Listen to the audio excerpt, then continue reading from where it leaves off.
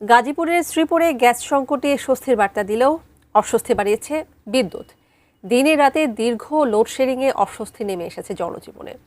Gas বিদ্যুতে জনজীবনে অস্বস্তির কথা জানাতে শ্রীপুর থেকে যুক্ত হচ্ছেন প্রতিনিধি শিহাব খান। শিহাব, আপনার সাথে আগেও যুক্ত হয়েছিলাম, আপনি গ্যাসের সংকটের কথা বলছিলেন, পাশাপাশি লোডশেডিংয়ের কথাটাও আমরা শুনেছি। কি অবস্থা সেখানে দেখছেন? হঠাৎ করে এত লোডশেডিং বাড়ার কারণ কি কি বলছেন প্রশাসন, একটু জানবো আপনার কাছ থেকে। দেখুন তানিয়া, গাজীপুরের শ্রীপুর উপজেলায় যে কয়েকটি filling station, CNG filling station রয়েছে, এগুলোর মধ্যে কিন্তু সেই দুর্ভোগের চিত্র নেই বললেই আমরা দেখতে পেয়েছি। সকালবেলা আমি 4 থেকে 5টি সিএনজি ফিলিং স্টেশন ঘুরেছি। এসব সিএনজি ফিলিং স্টেশনে কিন্তু আগের সেই দুর্ভোগের চিত্র আমরা দেখতে পাইনি। এখানে পরিবহন সংশ্লিষ্ট সহ যারা আছেন তারা অনেকটাই নির্বিঘ্নে গ্যাস পাচ্ছেন বলে তারা জানিয়েছেন। তবে পরিবহন সংশ্লিষ্টদের অভিযোগ লাইনে প্রেসার কম থাকার কারণে তারা কিন্তু কাঙ্ক্ষিত গ্যাস কিন্তু পাচ্ছেন না। একই কথা জানিয়েছেন কিন্তু শিল্প কারখানার মালিকরাও। আবাসিক এবং শিল্পের গ্যাসের পরিস্থিতি ধীরে ধীরে উন্নতি হচ্ছে বলে তারা আমাদের জানিয়েছেন। তবে গ্যাস সংকটে কিছুটা স্বস্তিদায়ক হলেও অস্বস্তির বার্তা কিন্তু দিয়েছে বিদ্যুৎ। দীর্ঘদিন দিন বা রাত দীর্ঘ সময় কিন্তু এই অঞ্চলে বিদ্যুতের প্রচুর লোডশেডিং হচ্ছে। এই কারণে ভোগান্তি চরম আকার ধারণ করেছে।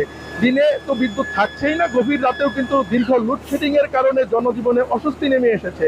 সাধারণ মানুষ বৈদ্যুতিক পাখা ছেড়ে বিকল্প বিদ্যুৎ ব্যবস্থা যেমন চার্জার, ফ্যান, বৈদ্যুতিক বাতি এসবের পেছনে ঝুঁকছেন। দীর্ঘ সময় বিদ্যুৎ না থাকার কারণে এলাকায় ব্যাঘাত ঘটছে বলে আমরা জানতে পেরেছি। আপনি জানেন যে এই অঞ্চলে প্রচুর অটোরিকশা রয়েছে। এইসব অটোরিকশা কিন্তু রাতে চার্জ দিতে পারছেন না। এই কারণে কিন্তু অনেকটাই কিন্তু অটোরিকশা চালকরা অটোরিকশা চালাতে পারছেন না। এই কারণে তারা অর্থনৈতিক ক্ষতির সম্মুখীন হচ্ছেন। এইসব লোডশেডিং এর কারণে তারা অর্থনৈতিক যেমন ক্ষতির সম্মুখীন হচ্ছেন, তেমনি সিএনজি অটোরিকশা চালক যারা আছেন তারাও কিন্তু গ্যাসের চাপ না থাকার কারণে কিন্তু কাঙ্ক্ষিত গ্যাস না পাওয়ায় তারাও কিন্তু অর্থনৈতিক ক্ষতির সম্মুখীন হচ্ছে। আমি এ বিষয়ে একজন অটোরিকশা চালকের সাথে কথা বলেছিলাম। ওই চালক জানিয়েছেন আগে তারা দিনে 1 থেকে 2 বার গ্যাস ভরে সারাদিন কিন্তু গাড়ি চালাতে পারতো। এখন লাইনে প্রেসার কম থাকছেন না। দিনের বেশিরভাগ সময় তারা সিএনজি পাম্পে অবস্থান করায় সিএনজি অটোরিকশা চালকরা তাদের দৈনিক জমা তুলতে পারছেন না। বেশিরভাগ এই গ্যাস এবং বিদ্যুতের কারণে কিন্তু জনজীবনে যেমন অস্বস্তি নেমে এসেছে, তেমনি এখানকার যে সিএনজি অটোরিকশা, ব্যাটারি চালিত অটোরিকশার যে চালকরা আছেন তারাও কিন্তু অর্থনৈতিকভাবে ক্ষতির সম্মুখীন হচ্ছেন।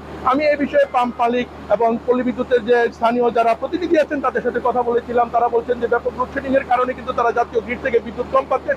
এই কারণে তারা লোডশেডিং এর কথা জানিয়েছেন।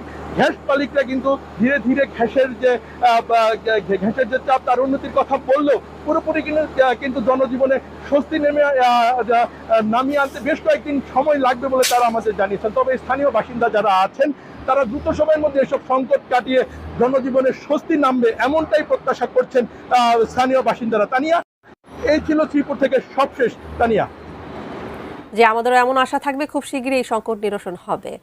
শিহাব খান, আপনাকে ধন্যবাদ। শ্রীপুর থেকে গ্যাসের সংকট পাশাপাশি লোডশেডিংয়ের মানুষের যে অস্বস্তি সে বিষয়ে জানাচ্ছিলেন আমাদের সহকর্মী শিহাব খান।